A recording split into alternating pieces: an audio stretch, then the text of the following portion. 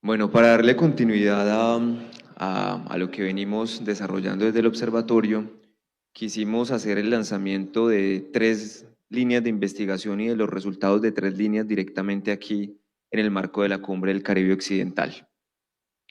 Ya lo mencionó la ministra, igualmente lo mencioné iniciando mi intervención, el alcance que pueden tener estas diferentes líneas.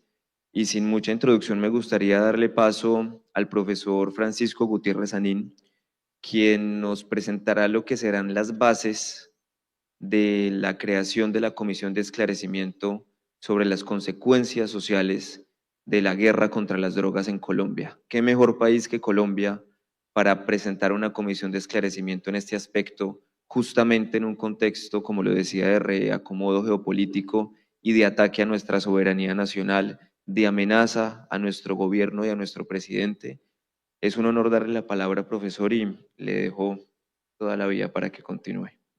Muchas gracias. Entonces, de todo, permítanme decir que es un honor estar aquí en la segunda cumbre. ¿Aló? ¿Ahora sí? En la segunda cumbre de Pueblos del Caribe Occidental. Es un honor y quiero agradecerle al director de la Academia, Harold González, la invitación a participar en este emprendimiento absolutamente estratégico. Por favor, no me cuentan esto entre los 10 minutos y arranco sin más preámbulos. Entonces, siguiente. No, anterior, creo que hay un anterior. Sí, perfecto. No, eso, perfecto. Todos ustedes habrán visto el espectáculo realmente obsceno de lanchas, de personas haciendo una travesía por el Caribe, volando con ya decenas de víctimas, entre 80 y 100, dependiendo de las contabilidades. Y estas son víctimas directas de la guerra contra las drogas. ¿Qué país, como decía el director, mejor que Colombia para pensar los costos de la guerra contra las drogas que el nuestro? De hecho, la Comisión de la Verdad, que cerrando el ciclo de conflicto armado con la principal guerrilla del país, en su recomendación 36 proponía crear una comisión transitoria de esclarecimiento sobre el problema de las drogas en Colombia. Pero lo que les voy a tratar de sustentar aquí es que hay que diferenciar analíticamente, aunque están relacionados los costos del narcotráfico, que evidentemente son brutales, es un negocio de por sí, es decir, aquí no hay ninguna ambigüedad posible, es un negocio terrible, intrínsecamente violento, se puede argumentar, pero hay que diferenciar eso analíticamente de los costos de la guerra contra las drogas. Porque la guerra contra las drogas ha tenido, digamos, una dinámica independiente, muchas veces, como mostraré aquí, muy narcotizada y, digamos, ha generado esas dinámicas destructoras desde lugares de tomas de decisiones totalmente ajenos al país. Sigamos. Entonces, una primera cuestión es que digamos, hay que entender que este es un proyecto desde su propio origen de naturaleza global, con dos patas que son primero crear dentro de Estados Unidos unas nuevas mayorías para estabilizar proyectos conservadores, ultraconservadores. De hecho, el origen de la guerra contra las drogas, que es, digamos, anunciado por el presidente Nixon en 1971, está asociado también a su idea de una mayoría silenciosa que serían, digamos, aquellos que no están pidiendo derechos y que por consiguiente piden es buen comportamiento, disciplina social, etcétera, etcétera. Eso fue tremendamente exitoso dentro de Estados Unidos. Hay una académica afro, Michelle Alexander, que demuestra que eso fue, digamos, casi que el Jim Crow, digamos, el renacimiento de las leyes segregacionistas que siguieron a la guerra civil en Estados Unidos. Y uno de sus impactos demostrables, sobre esto hay estudios muy serios con cifras, etcétera, es que generó en Estados Unidos realmente un estado carcelario, digamos. Es una suerte de democracia carcelaria con, creo que es el país con más personas tras las rejas en el mundo. Pero por otra parte, ese proyecto global se conecta también con instrumentos de control de otros países, especialmente en América Latina. Por una parte, la guerra global contra la subversión, la contrainsurgencia y el socavamiento de la soberanía globalmente y en particular en América Latina. Y una cosa muy importante señalar es que desde su propio origen la guerra contra las drogas está altamente narcotizada. Y esto es apenas una paradoja aparente, porque la naturaleza misma de la guerra contra las drogas en Estados Unidos y en Colombia sustrajo en las tomas de decisiones de controles y pesos y contrapesos democráticos, y entonces muchas de las actividades se hacían, digamos, en la oscuridad, junto con toda una serie de actores con mucho dinero, muy corruptos, y entonces muchas de las tomas de decisiones de la guerra contra las drogas, desde el principio hasta hoy, en donde ustedes ven que la voladura de las lanchas en el Caribe coincide con el indulto a un presidente ultranarco, el expresidente hondureño Juan Hernández, ha estado, digamos, de la mano de la narcotización de esa política pública. Sigamos. Entonces, aquí hay una cita del principal consejero de Nixon, que me gusta mucho. Sobre esa cita ha habido algún debate, porque después dijeron, no, es que el tipo tenía razones para odiar a Nixon, pero finalmente creo que es un acto de sinceridad bastante bueno, bastante chévere. Dice, ¿usted quiere ver sobre qué trataba toda esta cuestión? Finalmente lo que nosotros queríamos hacer era hacerle una guerra a los negros y a los hippies, y la manera de criminalizarlos era criminalizando la heroína y otras sustancias ilícitas, y entonces nos les podíamos meter en su vida cotidiana, que es una cosa que ya muestran muchos trabajos, digamos, del efecto de la guerra contra la droga ya en los barrios y en las comunidades afros en Estados Unidos. Sigamos.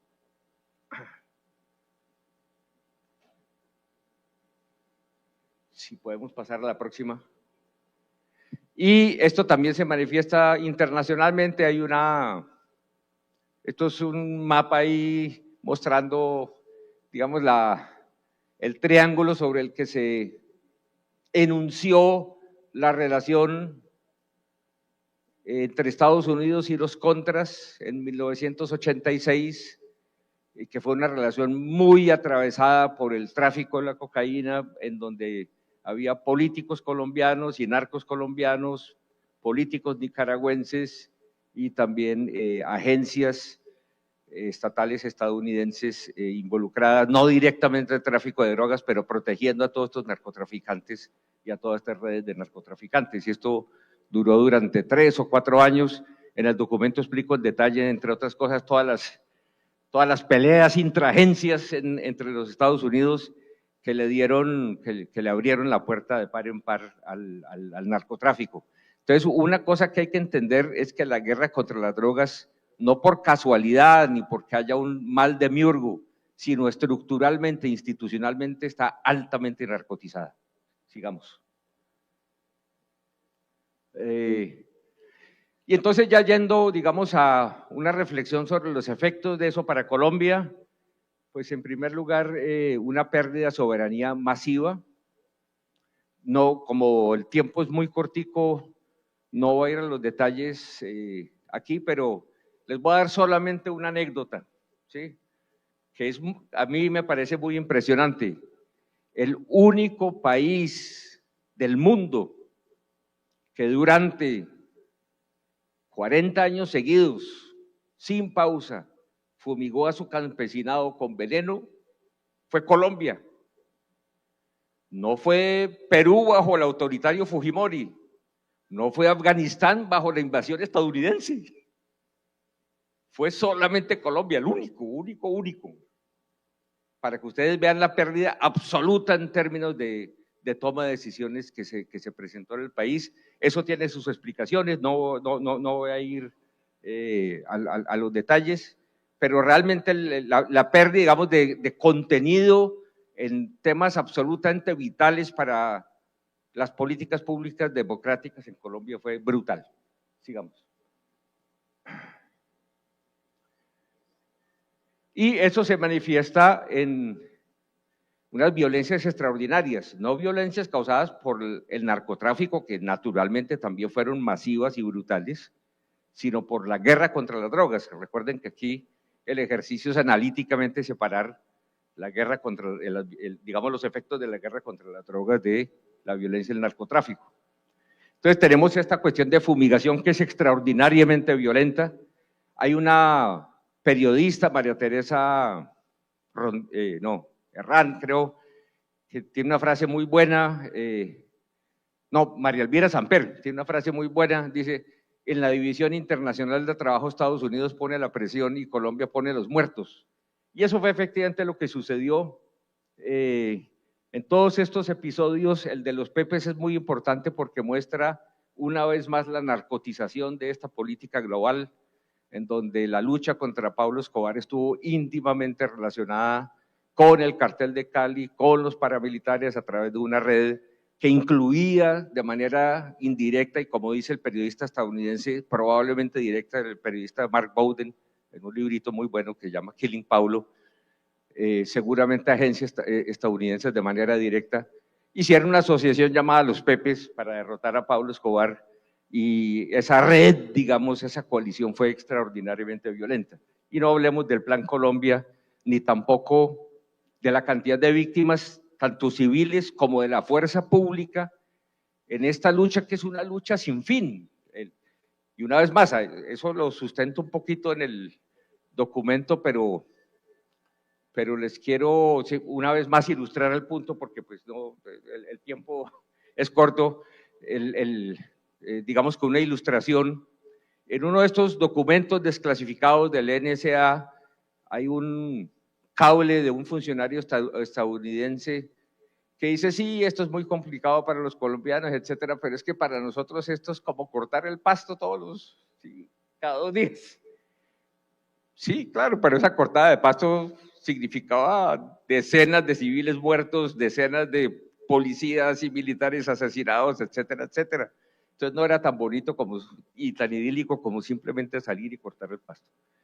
Y entonces en todos estos episodios uno ve violencia extrema contra la población, violencia en gran escala contra funcionarios y también destrucción de instituciones, de bienes, piensen en la fumigación de campesinos, etcétera, de daños absolutamente brutales y daños ecológicos, muchos de ellos irreparables. Sigamos. En el deterioro democrático también es absolutamente masivo porque simplemente sustraer el centro de la toma de decisiones del país y llevarlo a otro país. Entonces, cuando uno estudia en detalle, y también está documentado ahí, la construcción de la institucionalidad de la guerra contra las drogas en Colombia, encuentra que en buena medida no fue una política para proteger al país de las drogas, sino una política para proteger al estado de la población, en esencia. Y entonces, por ejemplo, toda la cuestión de la fumigación se hizo masivamente en secreto, las quejas de la población no se tramitaron, tenían toda una serie de obstáculos y de talanqueras para que no se tramitaran, incluso dentro del propio Estado, las entidades, por ejemplo, el medio ambiente y de hacer prevenciones sobre los efectos medioambientales de la fumigación, fueron estigmatizadas y muchas veces excluidas de la toma de decisiones. Una vez más, todo eso se puede sustentar en detalle. Y eso generó no solamente exclusiones sociales masivas en el país, que todavía es probablemente el más inequitativo del mundo, sino unas fracturas territoriales gigantescas que naturalmente alimentan y aupan el conflicto armado. Por ejemplo, en Afganistán, ¿por qué en el Afganistán de la invasión no fumigaban? Pues simplemente porque sabían que digamos, eso generaría o minaría de una manera decisiva la legitimidad del Estado en una situación, digamos, de contestación armada. Y en Colombia hicieron eso, digamos, con unos efectos bastante suicidas, digamos. Y ya terminé, ya. Entonces, muchas gracias.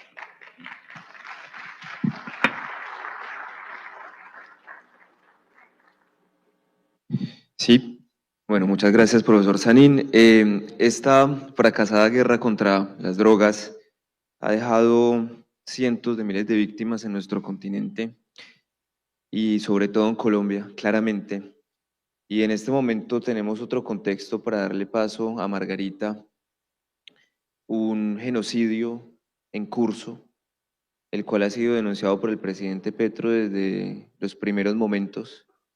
Un genocidio que no es solamente un mensaje para Gaza, sino un mensaje para toda la humanidad, un mensaje para los pueblos que se rebelan, un mensaje que también está muy ligado a lo que se puede ver desde la teoría marxista como la masa marginal.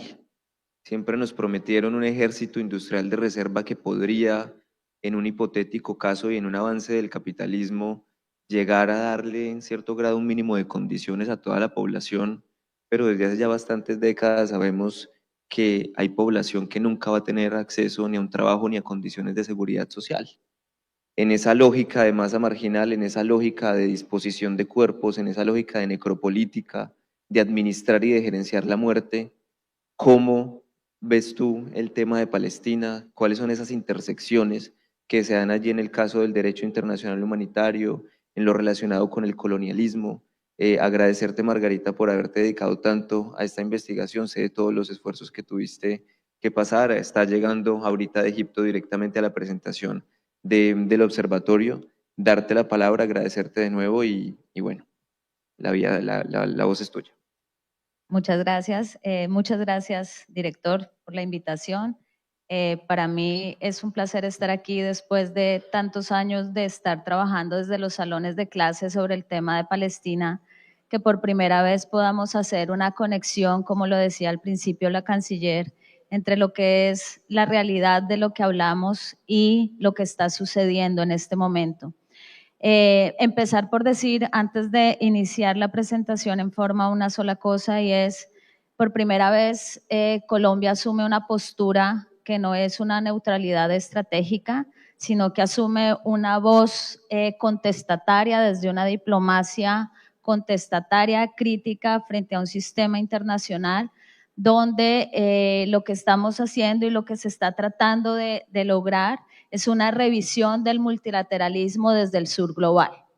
Y voy a empezar simplemente, no voy a adentrarme en todos los elementos de lo que ha sido la historia del conflicto palestino-israelí que nos lleva a este punto fundamental, catastrófico para la humanidad, que es el genocidio, pero sí voy a empezar a hablar de dos cosas, que es la relectura que estamos haciendo en este momento, desde, como decía hace algunos momentitos, el sur global. Y es lo primero, tenemos que rechazar lo que se ha denominado el hilo de la historia única. ¿Qué es rechazar el hilo de la historia única? Fundamentalmente, nosotros la historia única, como lo dice Chimamanda, se crea desde un discurso hegemónico que va dejando excluidos los otros relatos. Y empiezo por aquí, ¿por qué? Porque si ustedes ven, si me puedes adelantar la diapositiva, por favor, deja este mapa, por favor. Si ustedes ven lo que ha sido la evolución del conflicto, cuando yo tengo que empezar a hablar del conflicto y hoy el genocidio, que podríamos decir es un genocidio que tiene su máxima expresión hoy, pero que ha empezado desde hace mucho tiempo atrás. Siempre nos remontamos a 1948, el momento de la partición.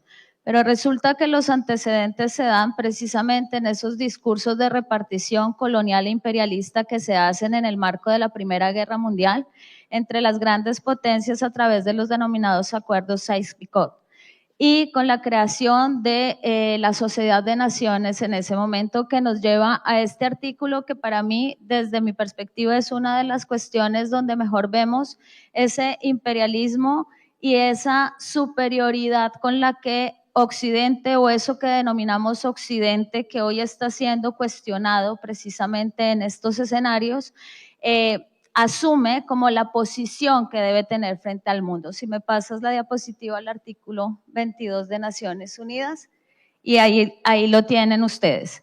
Lo que dice este artículo, para contextualizarlos un poco, es lo siguiente. Estamos hablando de un territorio que era una provincia del Imperio Otomano.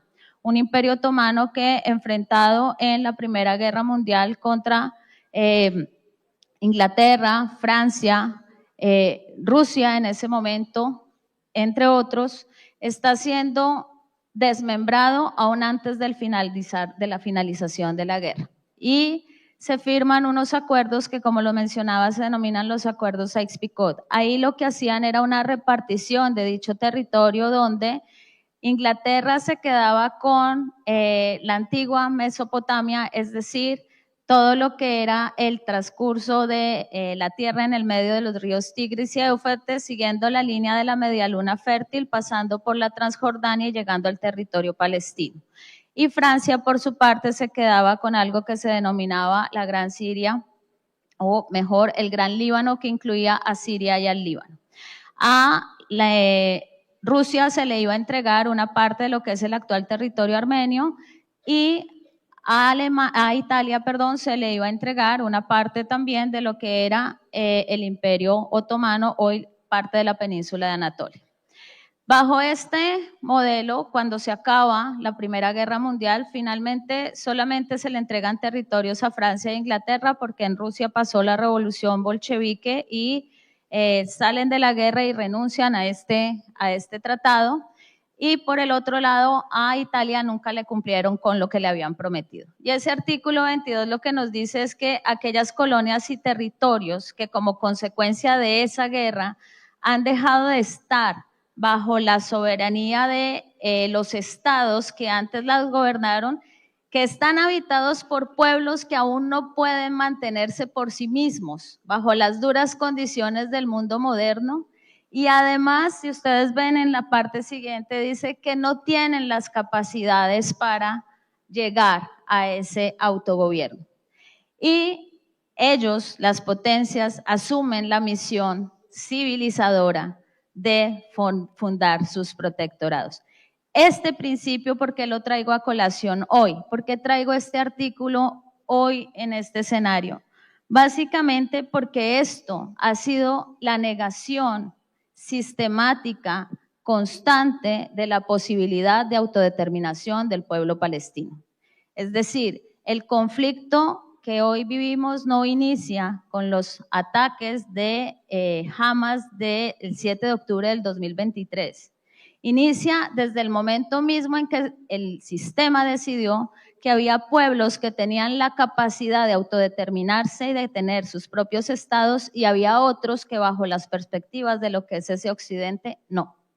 Por eso, una de las cosas importantes es, desde esa revisión que se hace hoy, desde ese concepto que más allá de un concepto geográfico, es un concepto que nos une en luchas y causas comunes y en una solidaridad internacional que es el sur global, nos lleva a cuestionar y nos lleva a desmontar el mito de la hegemonía occidental como la que va a dar las respuestas a las situaciones del mundo actual. Aquí esto nos ha llevado hoy, si me devuelves por favor al mapa, a que en los años subsiguientes, después de que Inglaterra tiene su mandato, Palestina empieza a sufrir de una degradación en términos de la coexistencia de la población, pero también de sus propios derechos en un territorio al que, valga decirlo, tienen una reivindicación histórica válida y que les pertenece. Aquí ustedes ven que la solución que se da en 1947 es a través de la resolución 181 de Naciones Unidas, que nos da el primer plan de partición, que es este que tenemos en el primer mapa. De ese territorio hoy queda muy poco. Si ustedes se dirigen al último mapa, allí vamos a ver que a partir de 1967 lo que vamos a tener son una serie de territorios ocupados. Una ocupación que ha significado el detrimento de las condiciones de vida de la población palestina, una situación que ha llevado a que cada vez la posibilidad de subsistencia y de vida sea más compleja, incluso llegando hoy a la situación del genocidio, que ya sin ningún pudor entramos a la eliminación por las vías, no solamente armadas, sino también adoptando medidas que conllevan a la destrucción de la población. Por ejemplo, el bloqueo. El bloqueo al que ha sido sometida Gaza, no hoy, desde el año 2006, ha minimizado la posibilidad de supervivencia de la población. Hace algunos años les mostraba yo a mis estudiantes un video en el que decían que para el 2025 la posibilidad de vida en Gaza era mínima, porque ya estaban denunciando las condiciones de hambruna y la situación precaria a la que estaban sometidas. En el 2023 ya no había que esperar al 2025 para que eso sucediera. En el 2023 tenemos un genocidio en el cual, sin ningún pudor, pero además con la uniencia, el silencio y la hipocresía de Occidente, nos lleva a que esto continúe. Y es allí donde todo esto que estamos haciendo nosotros en la investigación entra, alejándonos de un discurso tradicional, de unos alineamientos y posiciones del Estado colombiano que nos llevaba a movernos en política exterior. Esto les va a parecer graciosos a los que trabajan el tema de política exterior. Nos movíamos en un mundo que era el respice polum y el respice similia. Entonces mirábamos a la estrella del norte o mirábamos a nuestros vecinos y nos olvidábamos de la geografía, del mundo y de otros intereses y otras agendas. Por eso, el otro elemento que me gustaría traer a colación aquí es precisamente no solo rechazar ese hilo de la historia única, esta condición hegemónica, este discurso hegemónico que nos ha llevado a excluir la autodeterminación del pueblo palestino y nos ha llevado a casarnos con el tema y con una única condición que es el derecho al Estado de Israel y sus fronteras a vivir en paz. Pero nos olvidamos de la autodeterminación del pueblo palestino y de su derecho también a vivir en paz y en unas condiciones de vida dignas, sobre todo eso. Y hoy hay que sumarle a eso otro elemento.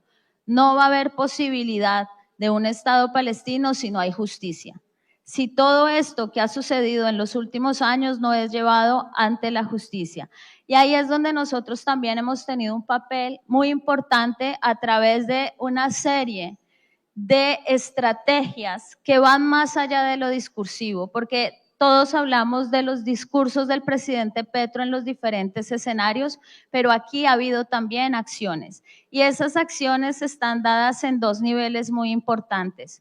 Una, la ruptura de relaciones diplomáticas con Israel, porque aquí también vemos una diplomacia que está dispuesta a asumir los costos que esa revisión de los discursos y de los posicionamientos tiene. Una ruptura de relaciones diplomáticas con Israel que hay que tener en cuenta lo que les decía hace un momento. Nosotros solamente hemos tenido 3 gobiernos abiertamente pro-israelíes. Uribe, Duque y Santos se movió entre las dos aguas. De resto manteníamos una neutralidad estratégica. Solamente para contárselos y para que lo sepan, cuando se votó la resolución 181, 33 países votaron a favor, 13 votaron en contra y 10 se abstuvieron. Entre los que se abstuvieron estuvo Colombia, porque Colombia veía que la partición del territorio no iba a solucionar el problema, sino que iba a crear un problema a futuro. El segundo punto que quisiera tocar aquí frente a este tema de la justicia es, no solamente es la ruptura de las relaciones diplomáticas con Israel, que nos lleva a una serie de cuestionamientos en la política internacional, sino la suspensión del comercio de carbón.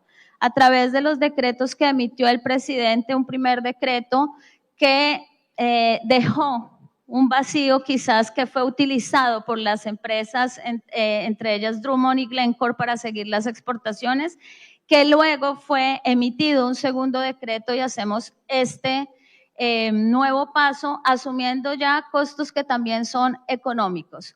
El tercero es el respaldo en el Grupo de la Haya, pero copresidentes, del Grupo de la Haya, pero también un respaldo a Sudáfrica ante la Corte Internacional de Justicia. Y aquí hay una cuestión que también es muy importante y quiero darle un saludo muy especial a las personas que están aquí, que han no solamente desde un salón de clase tratado de explicar esta situación, sino que han dedicado su vida al activismo, que son las mujeres y hombres que participaron en la flotilla, en la Sumut y en la Flotilla de la Libertad. Agradecemos su presencia y su esfuerzo y creo que eso nos muestra también parte de esto que estamos trabajando hoy y es fundamentalmente que la diplomacia no solamente se hace desde el Estado, que la solidaridad internacional y la humanidad nos lleva a que a través también de algo que se conoce como la diplomacia desde abajo o la diplomacia ciudadana, contribuyen a generar los cambios necesarios en este sistema internacional que, como le decía el director, hoy está siendo cuestionado, no para desmontarlo, sino para que desde el sur global podamos hacer que verdaderamente eso que hemos creado en cuanto a regímenes internacionales de justicia, de derecho internacional, sea aplicado, pero que sea aplicado no con estándares de superioridad racial, sino que sea aplicado con los estándares de justicia y solidaridad que el mundo lo requiere. Y por último, para no tomarme tanto tiempo, porque me podría quedar aquí hablando, además tengo jet lag, entonces podría quedarme aquí hablando infinitamente sobre esto, pero es desde las estructuras mismas transformar lo que ha sido nuestra política exterior, incluyendo también en esos movimientos lo que es la política y la diplomacia mejor ciudadana, lo que es el esfuerzo también de ese activismo ciudadano por cambiar las estructuras de un sistema que cada vez nos muestra más el genocidio en Gaza, aparte de la tragedia humanitaria, aparte de todo lo que nos está mostrando, nos deja dos lecciones importantes. La primera, hay un sistema internacional que necesita ser reformulado y que necesita ser reformulado desde el sur global, porque los que no tenemos armas, los que no tenemos un posicionamiento fuerte, con mecanismos coercitivos que podamos obligar a los otros, lo único que tenemos es nuestra voz. Y nuestra voz como defensa, como lo ha dicho el Plan Nacional de Desarrollo y como se ha dicho en este escenario, por la defensa de la vida. Que la vida vale más que los acuerdos internacionales que se puedan hacer en pro de la defensa del interés nacional del Estado. Lo segundo, que la nueva diplomacia no va a ser una diplomacia que solamente viene del Estado, que es una diplomacia que viene de los pueblos y que viene también de los ciudadanos. Y aquí quiero retomar con lo que empezó este encuentro, y es el ser humano como el agente de las relaciones internacionales y del sistema internacional. Y si no podemos levantarnos por una causa como la autodeterminación del pueblo palestino, ¿frente a qué podría entonces levantar la voz el Estado colombiano? Si desde la solidaridad que marca lo que es el sur global, lo que vemos nosotros es que ese sur global está marcado también por las mismas injusticias, por las mismas catástrofes y por los mismos traumas de la historia colonial. Y eso es lo que nos une. Luego, para quienes se preguntan siempre en estos escenarios, ¿qué tiene que ver Palestina con Colombia? Tiene todo que ver, porque nos une esa injusticia.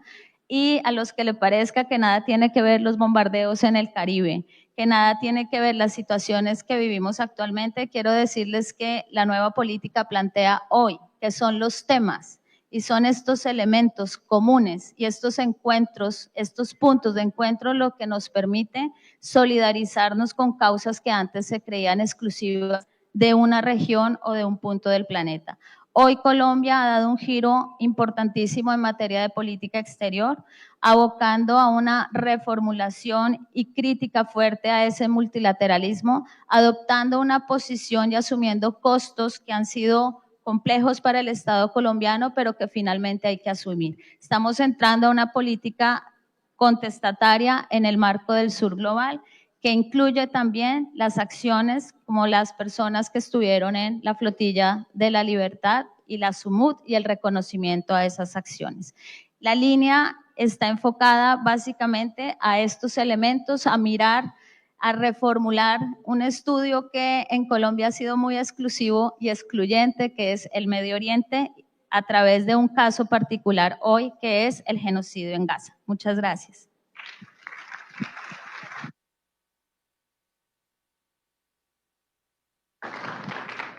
Sí, bueno, muchas gracias Margarita por ese eclairaje tan necesario en estos momentos en donde sí estamos, creo, demostrando que el tema de las drogas, el genocidio en Gaza y el tema que vamos ahora a tocar con Catalina relacionado con nuestra soberanía marítima tienen una conexión directa y tienen más que bueno, son puntos reveladores de una geopolítica que está en pleno reacomodo. Darle la bienvenida al expresidente Samper a esta sala, bienvenido al lanzamiento del Observatorio de Política Exterior de Colombia. Darte la palabra, Cata. Catalina nos va a presentar una línea de investigación que, si bien tiene algo de historia y de contextualización, como lo acaba de hacer Margarita, tiene sobre todo una línea de perspectiva muy interesante, la cual incluye esas fronteras marítimas dentro de la lectura nacional y dentro de la lectura también de la toma de decisiones en política exterior y migratoria. Los mapas que se tienen de las fronteras colombianas solamente incluyen las partes terrestres, cuando el mar colombiano, el océano, los mares colombianos pues tienen una gran capacidad, no solamente en términos comerciales, sino también en términos geoestratégicos y sobre todo culturales. Darte la palabra, Cata, para ir cerrando esta presentación, y de nuevo las gracias también por todo el compromiso con esta línea de investigación. Bueno, muchísimas gracias para todos y todas. Quiero hacer un reconocimiento muy especial tanto al director González como al director Pava, como a la señora canciller, por ser muestra de esa visión prospectiva y de pensar más allá de lo que siempre se ha dejado en las listas de quehaceres del Estado colombiano y de los estados en general. En realidad, este es un esfuerzo pionero y es un gusto estar aquí en San Andrés. Hello to everyone. It's such a pleasure to be here and to be able to release this historical document. En estos tipos de documentos históricos en el medio del archipiélago y todas las épocas y regiones. Lo que quiero primero comenzar por preguntarles, sin entrar en una discusión más allá de la misma pregunta, es ¿cuántas fronteras tiene Colombia? En realidad, la mayoría de las veces pensamos solo en las fronteras continentales, pero lo que no sabemos es que Colombia en realidad tiene 11 fronteras y las fronteras están precisamente con esa región Caribe que mediante este pensamiento Ubuntu, este pensamiento de las comunidades raizales, de las comunidades propias del Caribe, en realidad se desdibujan. ¿Por qué? Porque entendemos que el territorio marítimo en realidad no conoce fronteras, porque estamos hablando del bioma más grande del planeta.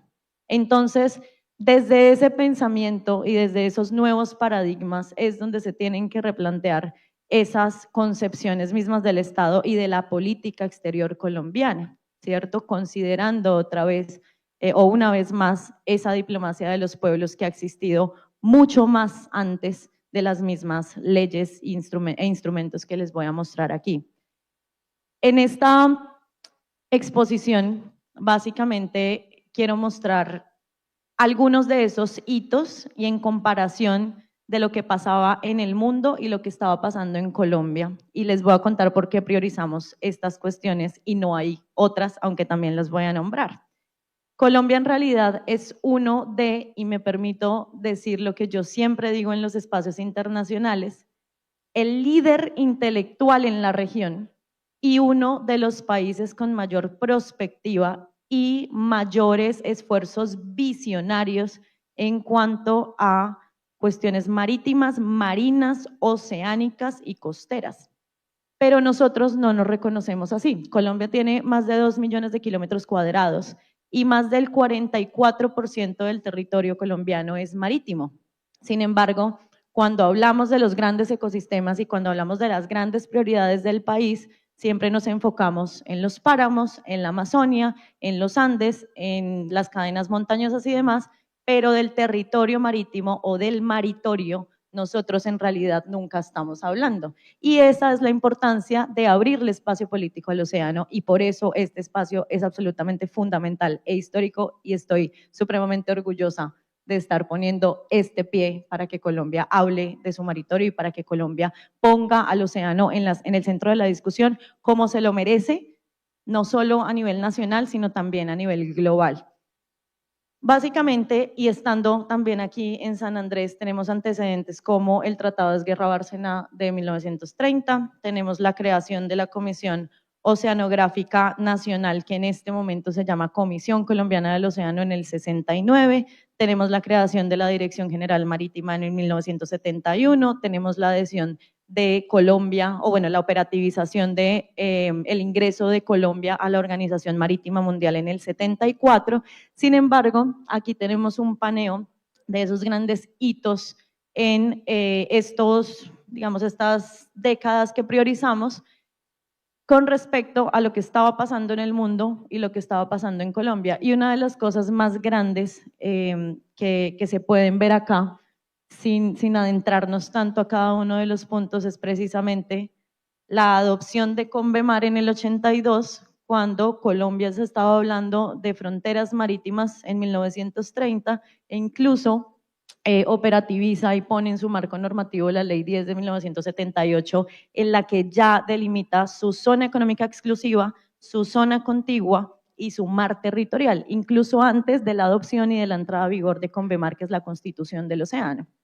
Eso demuestra el liderazgo y la importancia que ha tenido Colombia desde ese cuerpo que siempre lo ha tenido tan presente. Sin embargo, pues se ha diluido en la opinión pública de una u otra manera.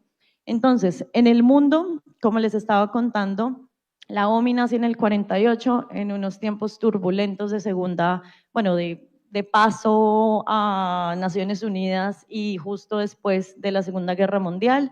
En el 59 se da la firma del Tratado Antártico en Washington, D.C., Estados Unidos, siendo una de las experiencias multilaterales históricamente más exitosas de la historia de la humanidad, porque considera a la Antártida como un eje y un territorio de paz para la cooperación científica, la investigación para saber cómo la Antártida, que es un territorio de todos, pero sin jurisdicción estatal de nadie, es súper importante y central para la discusión de cambio climático.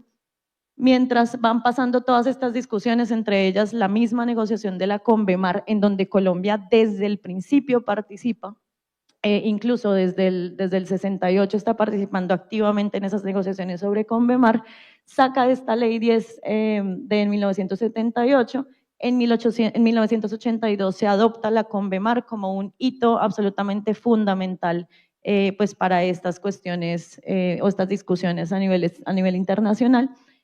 En 1988 Colombia ya aprueba el Tratado Antártico en el marco de su jurisdicción nacional.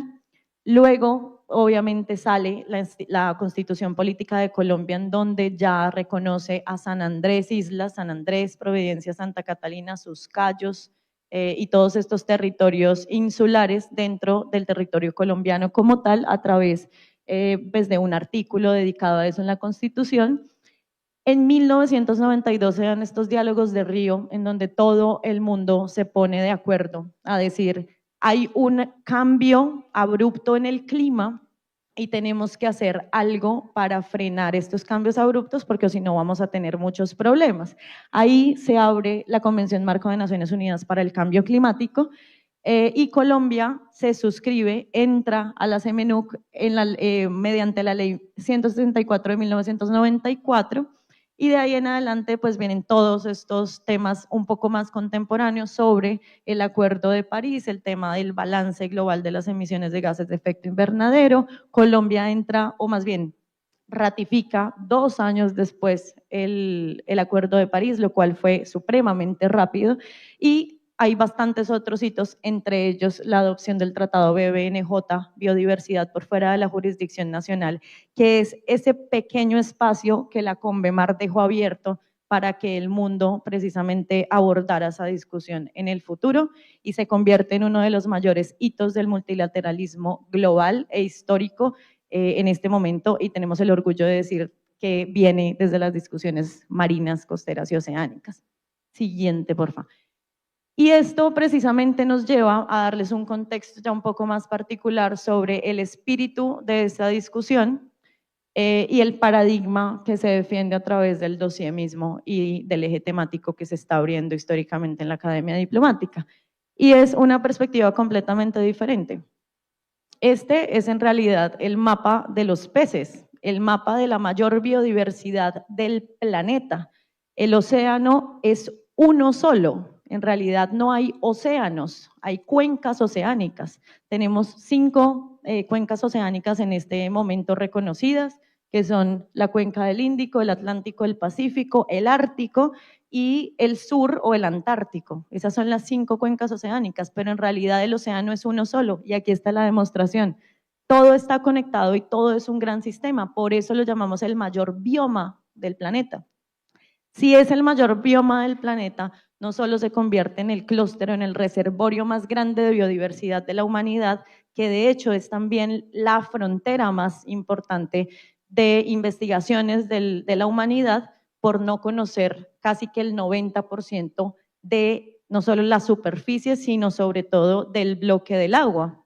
No sabemos en realidad qué está pasando y cuáles son las interacciones de los fondos marinos. No sabemos qué pasa en las columnas de agua, pero sí tenemos una característica muy clara desde hace mucho tiempo, pero que se le ha olvidado a la política pública exaltar, y es que el océano es en realidad el mayor sumidero de carbono del planeta. Es decir, si nosotros nos referimos a esos marcos de cambio climático, a esas grandes discusiones sobre alcanzar las metas del Acuerdo de París, la meta del calentamiento, o más bien la restricción del calentamiento global del planeta a una temperatura de 1.5 grados centígrados con respecto a las condiciones preindustriales, en realidad el océano es el que debería estar en el centro de la discusión.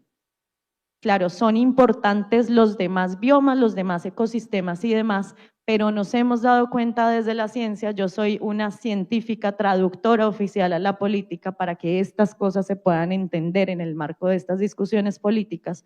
Nosotros desde la ciencia ya hemos demostrado cuáles son esas capacidades diferenciales del océano y cómo la Amazonia depende del océano, cómo la Antártida en realidad tiene unas líneas específicas con el Mar Caribe, unas líneas específicas con el Amazonas, unas líneas específicas con el Sahara, como si los arrecifes tropicales de esa franja tropical en donde está la tercera barrera de coral del mundo, que es Seaflower, o el arrecife mesoamericano, o la gran barrera de coral de Australia, si ellos mueren o si ellos en realidad están en tanto peligro, hay muchos ecosistemas que dependen de ese colapso.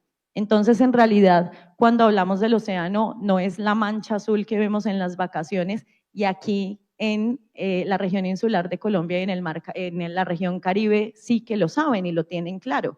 Y esa visión es la que precisamente tiene que permear la política exterior para que sepamos y reconozcamos la importancia que tiene de poner al océano en el centro de la discusión. Ahora, yo les doy algunos datos que, digamos, una está embebida en ciencia todos los días, pero algunos datos que surgieron en la realización del dossier que son realmente espeluznantes. No solo acabamos de rebasar el 7º límite planetario, tuvimos la oportunidad de hablar con el autor principal de esa investigación, que es el profesor Johan Rockström, y nos contó específicamente en la COP30 de Belém qué es lo que está pasando con ese límite planetario. La acidez del mar, es decir, las condiciones químicas en donde ese hogar de la mayor biodiversidad del planeta está segura, o están seguros más bien, se está volviendo cada vez más hostil. Y si se vuelve cada vez más hostil, no hay pesca, no hay economía azul, no hay transporte marítimo. Si se para la corriente del Atlántico, que es la mayor fuerza del planeta como sistema, en realidad se para el comercio, y más del 90% del comercio internacional depende del océano. Entonces, en realidad tendríamos un efecto cascada en donde, si en este momento Colombia, como una potencia bioceánica, porque es uno de los documentos que más nombramos también en el dossier, cómo es que este documento 3990 del 2020 da una hoja de ruta en donde precisamente ponemos a ese océano como un actor fundamental para la política pública, la política nacional del océano y los espacios costeros y otros instrumentos que tenemos en la historia reciente de Colombia nos dan cuenta de esa importancia, pero en realidad todavía no echa raíces esa discusión. Y precisamente para echar raíces y priorizar alguna de esas líneas urgentes y prioritarias, porque todos son prioridades, pero toca de una u otra forma delimitar urgencias, escogimos en el dossier estos 4 ejes temáticos. El primero, la Antártida como un pilar fundamental del multilateralismo y de la historia de la humanidad.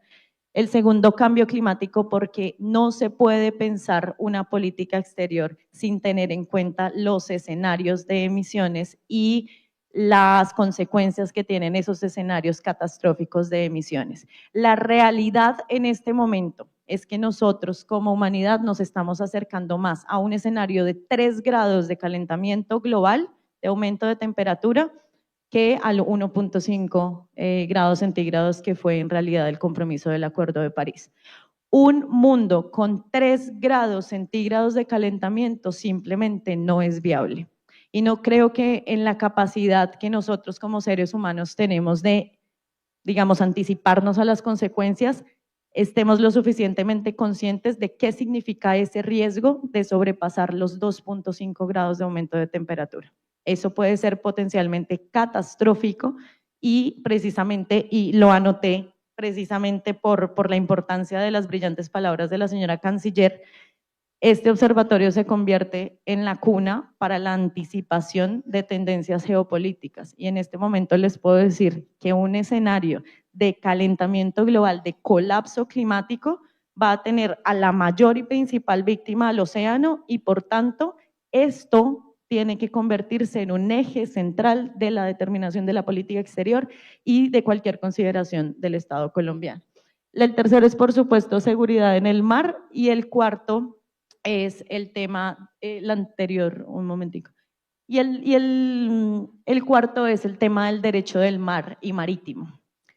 Ahora sí, podemos seguir a la siguiente. Y simplemente yo quiero dejarlos primero con la inquietud de que lean y accedan al documento del dossier, que fue hecho conjuntamente entre la Cancillería de Colombia y también la Armada de Colombia, a quien le agradezco profundamente y también reconozco la titánica labor que ha hecho, sobre todo en la cabeza de ese sector, con muchos otros actores, pero desde ese compromiso férreo para posicionar a Colombia en muchas instancias, no solo en temas de seguridad marítima, por ejemplo, con el programa Orión, que siempre se ha exaltado como uno de los programas más exitosos de cooperación en América Latina y el Caribe para precisamente hablar sobre todas estas cuestiones relativas a digamos, lucha contra las cuestiones ilícitas, en donde aquí se ven intersecciones absolutamente claras, como el océano también no solo es un territorio de paz, sino que ha sido visto como un territorio en disputa históricamente, y como la víctima o el escenario de todo ese tipo de conversaciones que acabamos de tener. Aquí hay que complejizar el pensamiento y hay que complejizar la política pública, como complejos son las situaciones que está viviendo y afrontando la humanidad. También, por supuesto, hay ciertas conclusiones en términos de seguridad del mar, seguridad humana en el mar, lo cual les invito en ese orden de ideas también a leer el dossier. Sin embargo, yo me quisiera enfocar, ya para terminar, en esos grandes ejes temáticos prospectivos que nosotros priorizamos en el documento, y son los siguientes. Primero que todo, la gran conclusión es que Colombia debe tener el compromiso de poner al océano como una prioridad política, porque el océano no es solo el escenario de la conservación. Estamos aquí en una gran reserva de biosfera que es un territorio bandera de Colombia, bastante exitoso, pero también con bastantes otros retos. Sin embargo, el océano también es y se puede convertir en un eje de prosperidad y desarrollo económico que nosotros no hemos explorado todavía. Entonces, la invitación del dossier es precisamente, y sobre todo desde la cuna de las relaciones exteriores, es precisamente a pensarnos cómo desde este conocimiento y desde este fogueo internacional que tiene la cabeza de las relaciones exteriores de Colombia, podemos precisamente alar oportunidades y alar esas discusiones que sí que se están dando en el exterior, pero que en Colombia todavía, insisto, no han echado raíces. Es súper importante ver al océano como una oportunidad integral de ejes que podrían fortalecer bastantes sectores que todavía están muy marginados y que sí que verían un aliado muy importante en el fortalecimiento de lo que llamamos esa economía azul sostenible a nivel global. Segundo que todo, Colombia tiene un potencial como líder intelectual de la región para liderar, valga la redundancia, regionalmente la conversación, y así lo hemos demostrado en el tema antártico, lo hemos demostrado en el tema de seguridad humana en el mar, lo hemos demostrado ratificando 13 protocolos de la Organización Marítima Internacional, lo hemos liderado desde las mismas conversaciones de la CONVEMAR, lo hemos liderado en muchísimos escenarios, también en cambio climático, en biodiversidad, y es el momento de tener algo lo suficientemente centralizado como para tener un horizonte político claro y saber el océano qué centralidad va a tener en la agenda pública.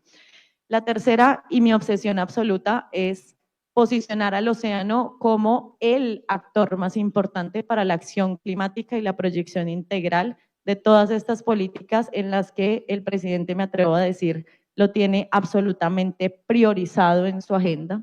En realidad, el cambio climático está central en el discurso del señor presidente y así tiene que seguir siendo, pero la invitación, y más desde San Andrés, Providencia y Santa Catalina, es a que si estamos hablando de la crisis climática y del cambio climático, pongamos al océano en la posición en la que siempre ha tenido que estar, que es en el centro de la mesa. Eso es una de las conclusiones más importantes del dossier. Lo segundo es, y repito también unas palabras del almirante Rosso, la dependencia tecnológica es pérdida de soberanía.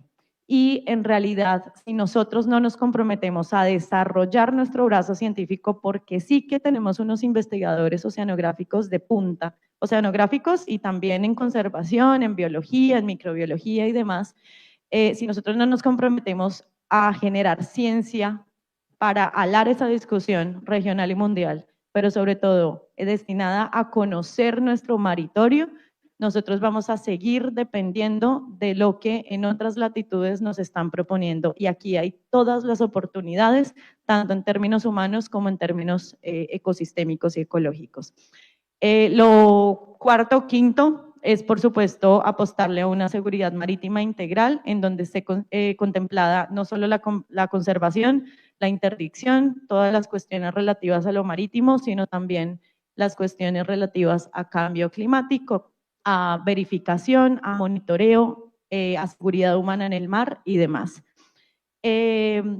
Lo próximo es también hacer una mención muy específica a que en este Plan Nacional de Desarrollo 2022-2026 por primera vez se hizo un artículo relativo a la necesidad de hacer investigación científica con énfasis en la Antártida, lo cual es histórico y es un legado de este gobierno que sin duda alguna tiene que rescatarse en los próximos gobiernos, tiene que fortalecerse, se le tienen que dar lo que llamamos usualmente dientes a esa conversación, pero al mismo tiempo hay que seguir rescatando lo que ya se ha venido haciendo por décadas, porque en realidad esta conversación viene de hace mucho tiempo, pero hay que seguirle dando más contexto para poder responder a los retos contemporáneos y del futuro.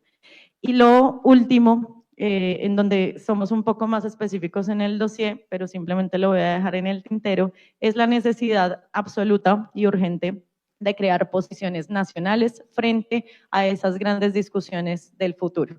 Y aquí me refiero también, para terminar, a una de las partes de la intervención de la señora canciller. En realidad, esta oportunidad, o más bien, este lanzamiento y este observatorio, este instrumento, es la oportunidad perfecta para dejar más preguntas que respuestas. Y yo quiero aquí proponerles algunas de esas preguntas. ¿Qué va a decir Colombia cuando cada vez más sea o se haga explícita la presión de explotar minerales para la transición energética, sabiendo que una de las próximas fronteras de esa explotación está en el océano profundo y en el océano por fuera de la jurisdicción nacional? ¿Qué va a pasar cuando comiencen, digamos, las necesidades más explícitas, cada vez más explícitas, de, por ejemplo, hacer experimentos y tener que explorar todas las posibilidades para derrocar esos escenarios más catastróficos de crisis climática a través de ecosistemas estratégicos como los marinos?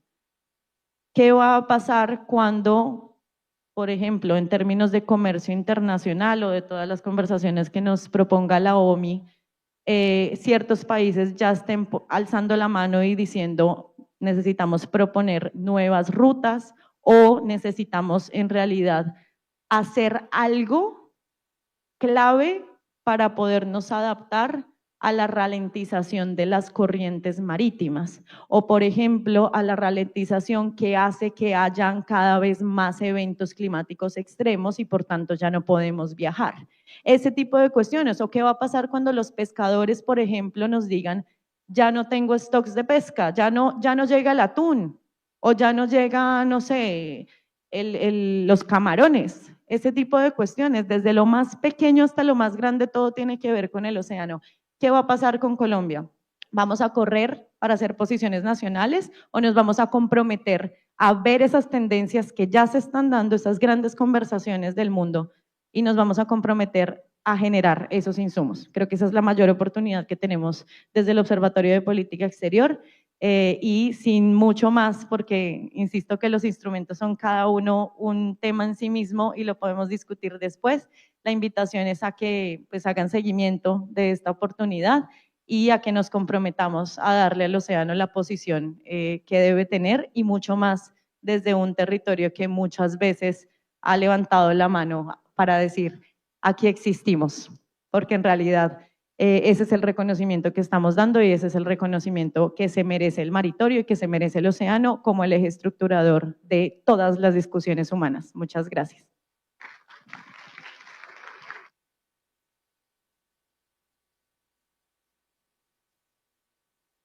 Hola, sí. Bueno, muchas gracias, Catalina. Bueno, primero decir que desde el Observatorio de Política Exterior y desde la Academia Diplomática no solamente hemos venido desarrollando estas líneas temáticas muy concretas sobre océanos, sobre drogas, sobre el tema de Palestina, sino que también hemos hecho una apuesta muy concreta por lo que denominamos la diplomacia de los pueblos.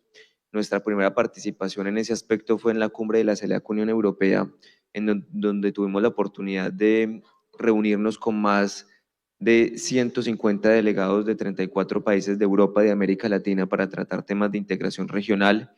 Y en esta segunda cumbre continuamos, en la segunda cumbre del Caribe Occidental, continuamos en esa línea no solamente de sistematización y de registro, sino de acompañamiento de los acuerdos que se puedan lograr, como es el de la Confederación, la creación de la Confederación de los Pueblos del Caribe Occidental.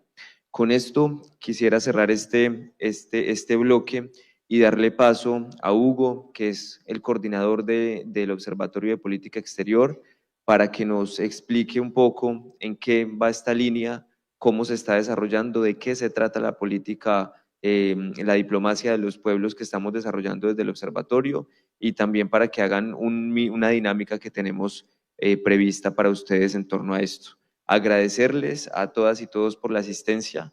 Te doy la palabra, Hugo, y ya con esto cerraríamos. Muchas gracias.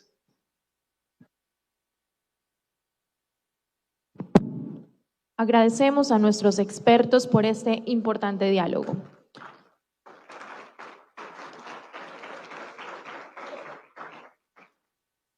Ahora, para hablar sobre la diplomacia de los pueblos, invitamos a Hugo Ramírez, coordinador del Observatorio de la Política Exterior de Colombia. Igualmente, damos paso a el profesor de la Universidad de La Sabana, Nicolás Garzón.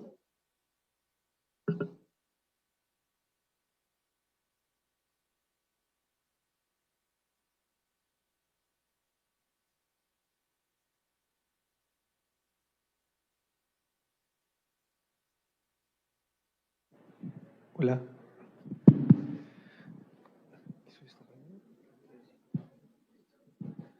Bueno, un cordial saludo para todos y todas. Junto con el profesor Juan Nicolás Garzón, hemos venido trabajando alrededor de un ejercicio de diplomacia de los pueblos que tiene dos momentos específicos. El primero es un ejercicio que ha liderado el profesor Juan Nicolás alrededor de lograr deconstruir un concepto que, si bien ha sido comúnmente utilizado, en algunas ocasiones se convierte en lo que podríamos denominar como un significante vacío. Es decir, como una palabra que se llena de sentido según el contexto en el cual se ha venido utilizando y en algunos casos se ha venido instrumentalizando. Nuestro objetivo y el primer momento de este panel es justamente eso, reflexionar alrededor de cuáles son esos significados, cómo podemos deconstruir y comprender el concepto de diplomacia de los pueblos y de qué manera realmente podemos abordarlo desde una forma responsable y consciente, que no caiga en la instrumentalización, sino que por el contrario impulse esa necesidad de la pluralidad de voces que persiste en la diplomacia. Así que, profesor Juan Nicolás, tus 5 minutos. Muy bien, buenos días a todos y a todas. Para mí un gusto estar aquí. Bueno, cuando nos propusieron o me propusieron coordinar este ejercicio, digamos, de reflexión alrededor de la diplomacia de los pueblos, pues surgían varios retos. Y es un reto estar aquí porque finalmente, pues aquí hay representantes de los pueblos y yo me pregunto, pues yo qué le puedo decir y qué le puedo enseñar, pues a los representantes de los pueblos, a gente que además ha trabajado estos temas durante años, acerca de lo que significa o lo que contiene eso que es la diplomacia de los pueblos. Dos referencias muy rápidas y a propósito también para irnos rápido a las conclusiones. Por allá en Cochabamba en el 2010 se llevó a cabo la Conferencia Mundial de los Pueblos sobre el Cambio Climático y los Derechos de la Madre Tierra, y era el contexto en el que hace unos 15 años ya, digamos, el tema del cambio climático, de los temas ambientales se habían posicionado y muchas de las comunidades indígenas empezaron a organizarse y empezaron a ejercer una suerte de diplomacia indígena alrededor de estos temas y empezaron a decir, bueno, convoquemos esta conferencia. Y en esa conferencia, pues terminaron haciendo algo que resultó ciertamente interesante, y es que hicieron algo que se llamaba el Acuerdo de los Pueblos, y el Acuerdo de los Pueblos decía algo así como, o empezaba algo así, diciendo algo así como, nosotros los pueblos proponemos. Y eso me parece muy, muy llamativo, pero plantea también un desafío grande cuando uno piensa en qué es esto de la diplomacia de los pueblos. Porque, por un lado, pues plantea un desafío en términos de, bueno, es una expresión, digamos, de alguna manera los pueblos empiezan a tomar una vocería internacional, empiezan a proponer cosas, es decir, no están utilizando simplemente el Estado como el mecanismo a través del cual, digamos, sus voces empiezan a tomar, a tener, digamos, como lugar, a tener algún tipo de visibilidad, sino también directamente empiezan a proponer. Pero uno de los desafíos cuando nosotros estudiamos este tema de la diplomacia de los pueblos es precisamente que, digamos, en qué termina, digamos, en qué se traduce, en qué tipo de acuerdos y en qué tipo de representación termina derivando este tipo de escenarios. Entonces, ahí hay un reto grande y ese es uno de los, digamos, uno de los problemas o uno de los desafíos más grandes cuando se habla de diplomacia de los pueblos. No sé si podemos pasar. Entonces, muy brevemente para contarles lo que nosotros o lo que hemos hecho alrededor de digamos, de este ejercicio de la diplomacia de los pueblos. Por un lado, existe una literatura grande, no quiero aquí como teorizar una cosa muy larga sobre qué es la historia y qué fue lo que nosotros encontramos sobre diplomacia de los pueblos, sino 2 o 3 elementos. El primero, sobre la diplomacia de los pueblos, que es un poco la raíz de la que surgimos, hay una historia interesante, hay documentadas cosas, hay una, digamos, hay una referencia recurrente al caso de América Latina. En el caso de América Latina hay efectivamente una serie de manifestaciones alrededor de la diplomacia de los pueblos, también, y lo decía Margarita hace un rato, con una perspectiva alrededor de la diplomacia desde abajo. Pensar en que se pueden construir, digamos, una serie de relatos, reivindicar una serie de, digamos, de experiencias desde abajo. Eso muchas veces está muy relacionado también con un discurso como contrahegemónico. Entonces, en el caso de América Latina, casos como Bolivia, casos como Ecuador, encontramos referencias permanentes a la diplomacia de los pueblos. Y en general el objetivo, como dice ahí un poco la diapositiva, es disputar la representación externa, tratar de disputarle un pedazo a los estados de esa representación internacional y de alguna manera, esto está muy vinculado a esa retórica de la diplomacia de los pueblos, tratar de construir una, digamos, forma de integración o propuesta de integración alternativa, que eso es algo muy propio ¿no? Eso es un proyecto muy, digamos, muy propio de los pueblos latinoamericanos, algo que nosotros nos hemos tratado, digamos, de apropiar, una cosa que hemos tratado de sacar adelante históricamente en América Latina, pues ha sido todos estos proyectos de integración. Entonces, la diplomacia de los pueblos también se ha pensado en cómo, digamos, articularla alrededor de esos proyectos de integración. Más recientemente, dentro de ese mundo de la diplomacia de los pueblos, que tiene, digamos, cierta literatura, ha aparecido, y esto en el caso, digamos, colombiano, la idea de la diplomacia comunitaria, que seguramente ustedes la han escuchado. Esa diplomacia comunitaria, pues de alguna manera se puede entender también como una forma de tratar, digamos, o un intento por tratar de integrar voces de los pueblos, por tratar de desconcentrar, y es algo en lo que la canciller, eso es algo en lo que el mismo gobierno ha tratado de insistir, y es tratar de desconcentrar, digamos, la diplomacia, pero también tratando de cumplir una promesa que seguramente no se ha concretado y que está inserta en la Constitución Política de Colombia. Entonces, eso es lo que podríamos decir, de alguna manera lo que uno puede entender desde el punto de vista de la diplomacia comunitaria es un intento o una modalidad institucional, porque está articulada alrededor del Estado, por tratar de alguna manera de recoger voces de diferentes sectores, algunos de ellos, varios de ellos sectores populares, y tratar de alguna manera integrarlos y cumplir esa promesa que no ha sido precisamente cumplida en materia, en este caso, internacional. Entonces, he escrito un artículo que esperamos poderlo, digamos, presentar en poco tiempo, que he titulado Desconcentrar sin fragmentar, o Desconcentración sin fragmentación, y la idea alrededor de esta discusión sobre la diplomacia popular, la diplomacia de los pueblos y la diplomacia comunitaria es tratar de entender que la apuesta de diplomacia de los pueblos es una apuesta por desconcentrar, por cumplir eso que muchas veces digamos, se ha declarado, que muchas veces se ha propuesto, pero que no necesariamente se ha materializado.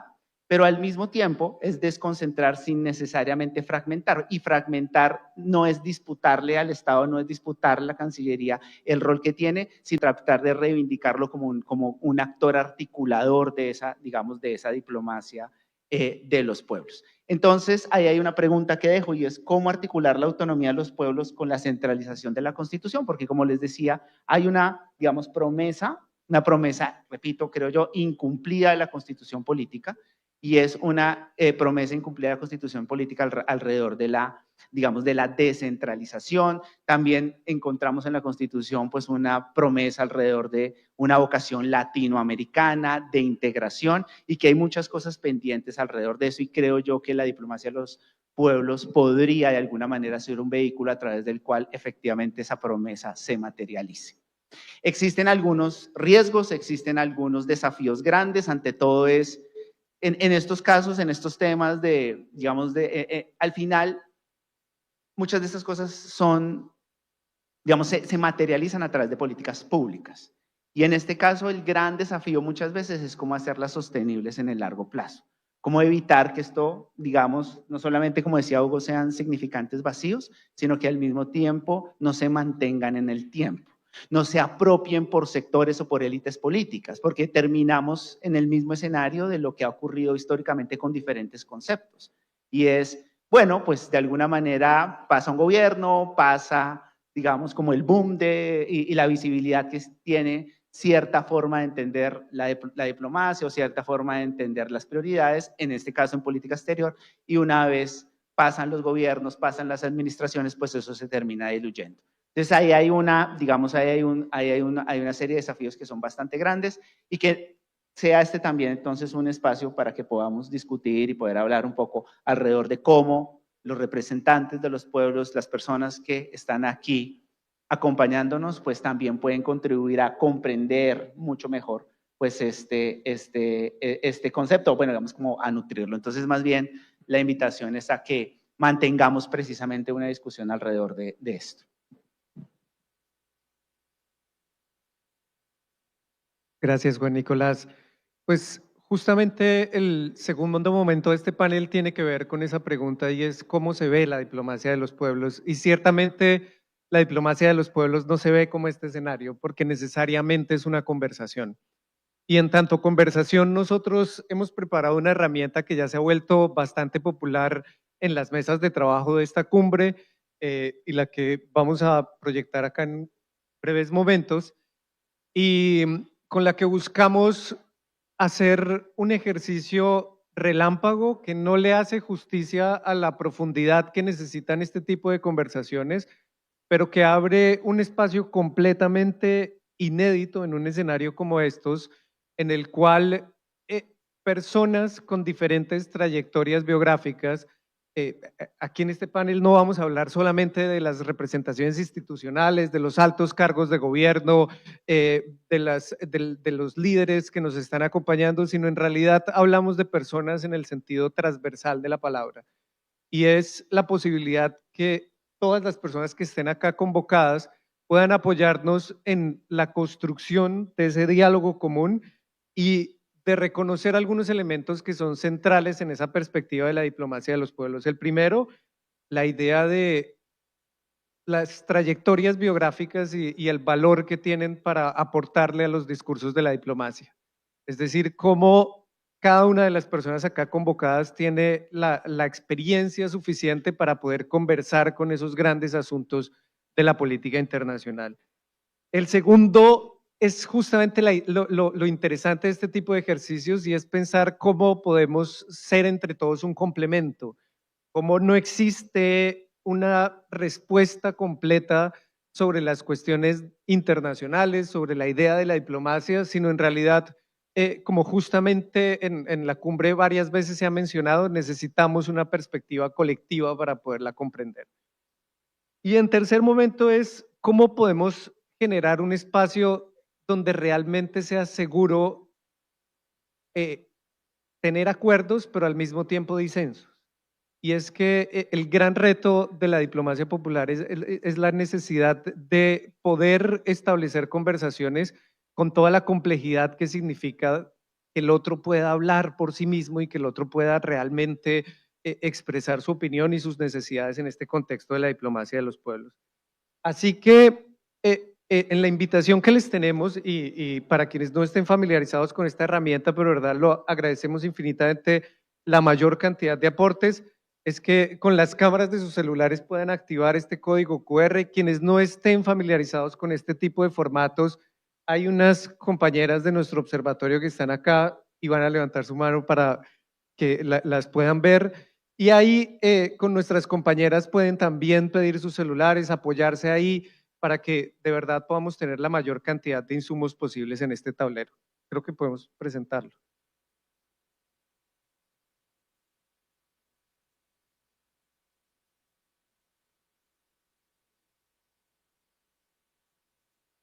El tablero. Bueno, mientras aparece el tablero, ¿qué es lo que queremos justamente con estas conversaciones? Es motivar un lugar donde realmente podamos tener voz y participación en las diferentes personas que están acá representadas y poder encontrar una manera en la cual podemos encontrar cierto tipo de intersecciones entre las personas que están acá convocadas. Hay dos preguntas orientadoras en el tablero mientras se logra solucionar el tema técnico, pero básicamente son preguntas centrales tanto a los motivos de la cumbre como a la intención que se ha expresado de la inauguración del Observatorio de Política Exterior, que son básicamente qué es lo que entendemos por diplomacia de los pueblos, y ahí todo el trabajo que ha presentado el profesor Juan Nicolás al respecto de esa pluralidad de conceptos, de la necesidad de poder comprenderlo desde esas diferencias que hacen una misma situación, pero al mismo tiempo también nos interesa preguntarles para ustedes cuáles son esas potenciales prioridades, esos temas estratégicos que identifican para que como observatorio también podamos generar estos espacios de escucha y podamos incluir esos temas dentro de nuestra agenda de trabajo para poder justamente capturar aquellas voces que no son solamente voces de expertos, sino que están permeadas por la experiencia. ¿Tenemos tablero? ¿Cómo? no se puede. Ok. Nos dicen que por temas técnicos el tablero no se puede presentar. Igual en el código QR que ustedes están viendo aparecen todas las entradas y creo que este tipo de herramientas también nos sirven para eso, para desconcentrar la conversación y que no solamente quede encima de la tarima. Entonces, la invitación es de verdad para que podamos tener una conversación mucho más activa a partir de esa herramienta. Nosotros estamos revisando juiciosamente los comentarios que están consignando en las diferentes plataformas que estamos desarrollando para poder hacer estos ejercicios de diplomacia de los pueblos y por supuesto que agradecemos cada uno de los insumos con los que nos puedan apoyar para poder construir esta construcción colectiva. Así que, pues, muchas gracias por este espacio y continuamos ya con el resto del evento. Gracias. Muchas gracias a nuestros invitados. Nuevamente tiene el uso de la palabra el señor director de la Academia Diplomática, quien realizará el cierre de los retos a la diplomacia popular.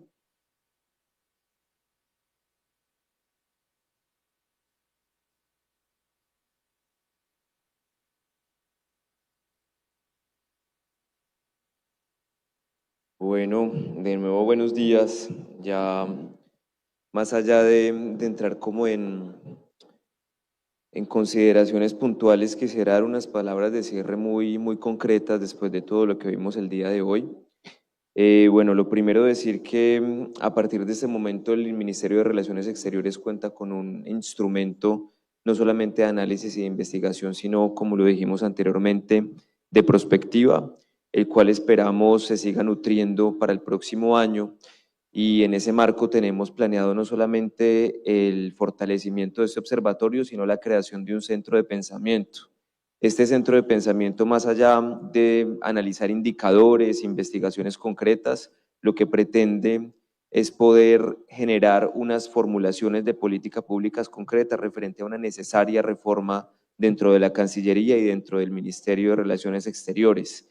Estas reformas o esta propuesta de reforma se espera sea lo más amplia posible y cuenta evidentemente con la participación de diferentes actores interinstitucionales, no solamente en términos de centros de pensamiento, sino también de universidades y de centros de investigación. El día de ayer tuvimos una reunión muy importante con representantes de las oficinas de relaciones internacionales de una muy buena parte de las universidades públicas de Colombia, y la idea es trabajar conjuntamente no solamente la necesidad investigativa para la toma de decisiones en política exterior y migratoria, sino también la necesaria propuesta política en términos de los instrumentos de política pública que lleven a una Cancillería del 2025, por lo menos con una perspectiva al 2050, con una visión estratégica y con los medios que debe dotarse para poder hacerlo de una manera eficaz y respondiendo a las necesidades de nuestros pueblos y de nuestro país. Agradecerles de nuevo a todas y todos por haber asistido, reafirmar el carácter decolonial de este Observatorio de Política Pública, agradecerle a los pueblos aquí presentes, a las delegaciones de los pueblos misquitas, de los pueblos garífunas, de los pueblos afrocaribeños, de los pueblos creoles que nos han recibido y nos han abrazado en este escenario. Seguimos en la segunda mitad de la tarde con todas las discusiones en las mesas temáticas y esperamos cerrar esta jornada evidentemente con la participación del presidente Petro y sobre todo con el anuncio de la creación de la Confederación de los Pueblos del Caribe Occidental, que se viene trabajando esta semana y que sabemos va a ser un paso de futuro en la articulación y en la integración del Caribe, no solamente colombiano, sino latinoamericano, que en términos estructurales y geográficos no se delimita al lugar en donde estamos en este momento, sino que se extiende casi que hasta Brasil en toda la construcción, digamos, de lo que nos dejó lo que hablábamos inicialmente, ese comercio de seres humanos sobre el cual se fundó esta centralidad y esta modernidad europea, y que hoy estamos aquí deconstruyendo y construyendo hacia futuro para poder seguirnos fortaleciendo como pueblos en un escenario y en una coyuntura que nos llama a estar muy atentos y unidos, pues tenemos un despliegue de armadas extranjeras en nuestro territorio y vuelvo, repito, casi 100 latinoamericanos asesinados en el Caribe. Muchas gracias. Muchas gracias, señor director. A continuación, haremos un receso de 30 minutos. Nos vemos nuevamente faltando 5 para las 12. People like you run down. You don't know. The sweetest food is an Andes and Providence got. Nothing can compare with that. Caribbean style. Than that.